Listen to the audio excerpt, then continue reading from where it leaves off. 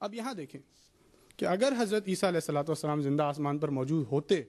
اور دوبارہ دنیا میں تشریف لاتے تو وہ خود اپنی آنکھوں سے دیکھ لیتے کہ ان کی امت میں کیا کیا خرابیاں پیدا ہو گئی ہیں، اور وہ صلیب کا خاتمہ کرتے، خنزیر کو قتل کرتے، جنگیں لڑتے. تو پھر وہ اللہ تعالیٰ کے سامنے یہ بیان کیوں دیتے کہ مجھے تو کچھ پتہ ہی نہیں ہے کہ میری امت میرے پیچھے کیا کیا کر رہی ہے. یہاں تو حضرت عیسیٰ علیہ السلام کو کہنا چاہیے تھا نا کہ جی رب العالمین، میں بھی دنیا سے ہو کے آ رہا ہوں اور میں تمام ان کی خرابیاں جو تھیں وہ ٹھیک کر دی ہیں، ان میں تھیں یہ خرابیاں، لیکن ابھی میں سب کچھ ٹھیک کر کے آ رہا ہوں. لیکن اس طرح تو حضرت عیسیٰ علیہ السلام کا یہ بیان نعوذ باللہ غلط ثابت ہوتا ہے، اور اس قرآن کی جو آیت ہے اس کی سچائی پر بھی زد پڑتی ہے. تو یہ جو آیت ہے قرآن کریم کی سورہ مائدہ کی جو آیت ہے، یہ حضرت عیسیٰ علیہ السلام کے آسمان پہ جانے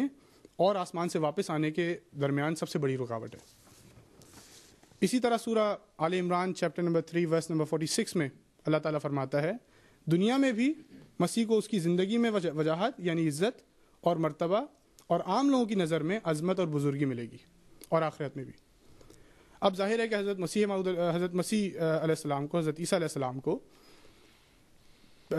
ہیرلڈ اور پیلاطوس کے علاقے میں تو عزت ملنے سے رہی، بلکہ ان کی وہاں بہت تحقیر ہوئی، بہت ان کو بے عزت کیا گیا، ان کو بہت تکلیفیں پہنچائی گئیں. لیکن چونکہ اس آیت کا پورا ہونا لازم تھا، اس وجہ سے اللہ تعالیٰ نے ان کو کہا کہ اے عیسیٰ تو ایک مکان سے دوسرے مکان تک نقل کرتا رہے تاکہ کوئی تجھے پہچان کے تکلیف نہ دے سکے. تو اور اسی لیے ہم یہ مانتے ہیں کہ حضرت عیسیٰ علیہ السلام کو چونکہ ان کو زندگی میں عزت پانا اور اللہ تعالیٰ کی اس آیت کا سچا ہونا ثابت ہونا تھا اور لازم تھا، اس وجہ سے حضرت عیسیٰ علیہ السلام وہاں سے ہجرت کر گئے. اسی طرح سے حدیث سے ثابت ہوتا ہے کہ ہمارے پیارے نبی رسول اللہ صلی اللہ علیہ وسلم نے فرمایا کہ حضرت عیسیٰ علیہ السلام کی عمر 120 برس کی ہوئی ہے. ایک جگہ یہ بھی آتا ہے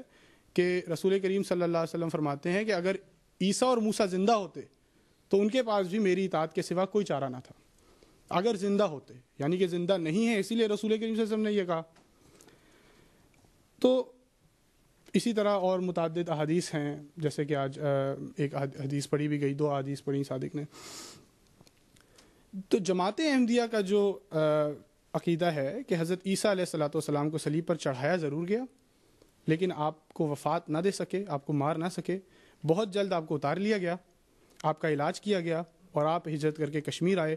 اور 120 برس کی عمر میں وفات پا گئے. آخر میں ایک شعر عرض کرنا چاہتا ہوں. غیرت کی جا ہے عیسیٰ زندہ ہو آسماں پہ، غیرت کی جا ہے عیسیٰ زندہ ہو آسماں پہ، مدفون ہو زمین میں شاہ جہاں ہمارا.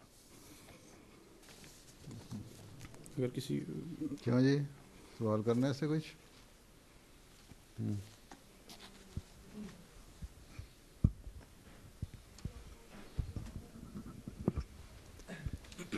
جب غیرمدی یہ سوال کرتے ہیں کہ اللہ تعالیٰ تو ہر چیز پہ قادر ہے، وہ جو چاہے کر سکتا ہے،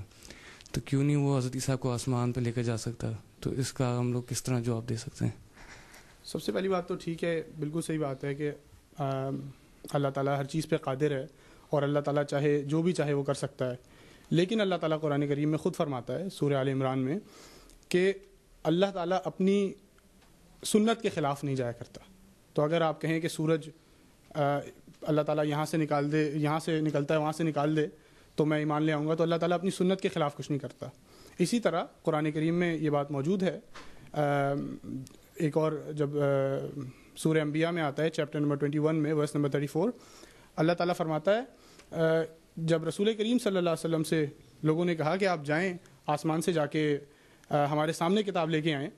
تو ہم مان لیں گے کہ آپ کی کتاب سچی ہے.